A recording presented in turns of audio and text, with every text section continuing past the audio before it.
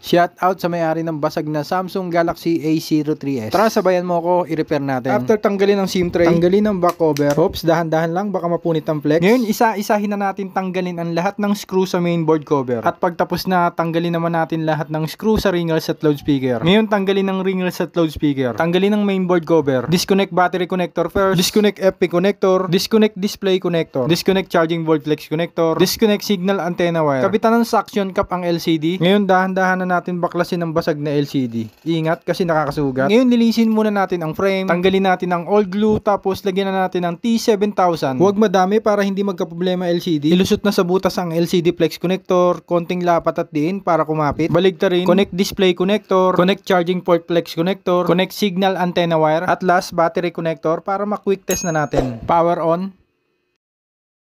Yun! At kung nagustuhan nyo po ang palit LCD tutorial, don't forget to like, share, and follow po.